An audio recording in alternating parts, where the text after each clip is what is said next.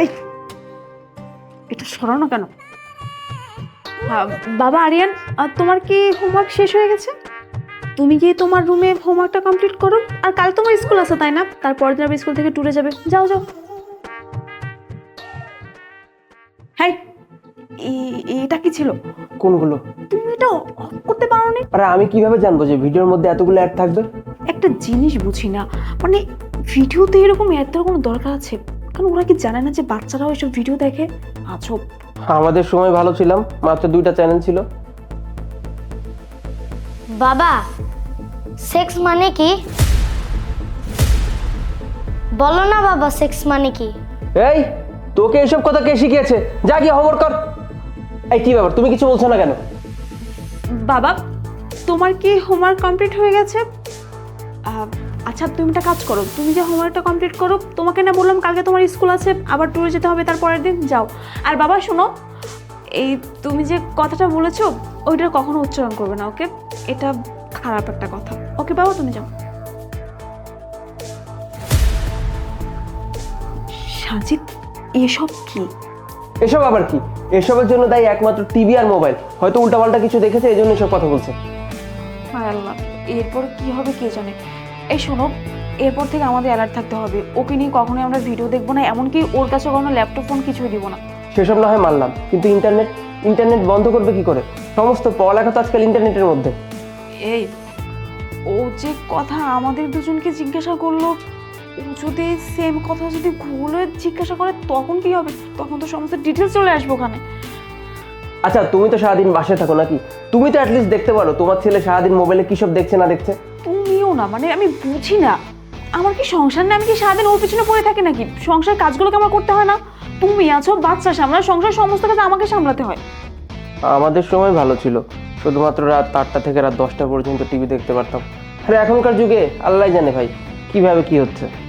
ঠিকই বলেছ, আমাদের সময় এরকম কোনো অপশন ছিল না। টিভি ছিল, দুই একটা চ্যানেল ছিল, এনাফ। কম সময় টিভি দেখতাম।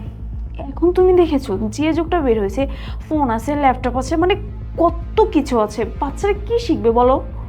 হ্যাঁ সেটা অবশ্য ঠিক বলেছো, এখনকার যুগের বাচ্চারা তো অনেক বেশি ফ্যাসিলিটিস পাচ্ছে। কিন্তু আমাদের সময় কি আমরা এত ফ্যাসিলিটিস পেতাম বলো? আমরা তো বাস করতাম 2G জামানায়। সেই 70 টাকায় 1 GB পাওয়া যেত। পুরাপুরি ক্লিয়ার ভিডিও না, অস্পষ্ট। ওইটাই আমাদের কাছে অমৃত লাগতো, বুঝছো? তাও মনে করো বন্ধু বান্ধব মিলে কম্পিউটারের দোকানে গিয়ে বলতাম ভাই একটু ভরে দেন না। অনেক কাকতি মিনতি করার পর ভরে দিত। কি একটা অনুভূতি না?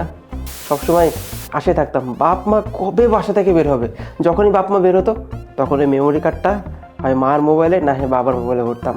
ভরে কি দিন পার করছি, আসলে মিস করি দিনগুলো, বুঝছো? আর এখন তো সব কিছু ইন্টারনেটে পাওয়া যায়। এখনকার যুগের পোলাপান কি আর সেই মেমোরি কার্ডে লুতুপুতু দেখার মজা পাবে বলো? না এত খারাপও ছিলাম না, ওই ছোটকালের দুষ্টুমির কথা আর কি মনে পড়ে গেল। বুঝেই তো, ছেলে মানুষ বলে কথা, ওইগুলো তো দেখতেই হতো না। এই চুপ করো তো, কি আবল তাবল কথা বলছো? আমি কি তোমার সেই পুরনো কোনো কাহিনী শুনতে চাচ্ছি? তুমি কি না কি করছো ফালতু। দেখো এটার সলিউশন কি তুমি সেটা আমাকে বলো। সেটাই ভাবছি।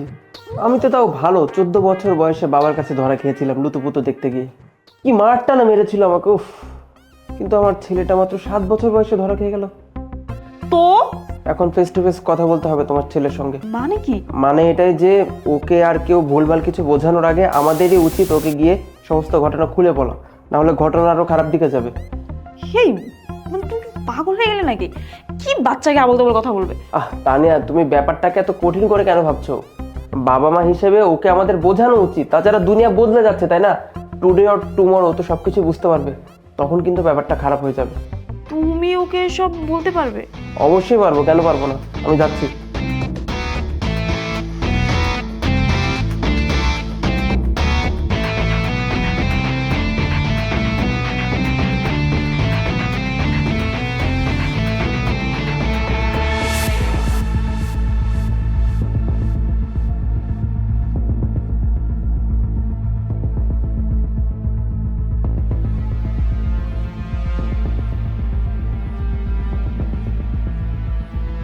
বাবা, সেক্স মানে কি?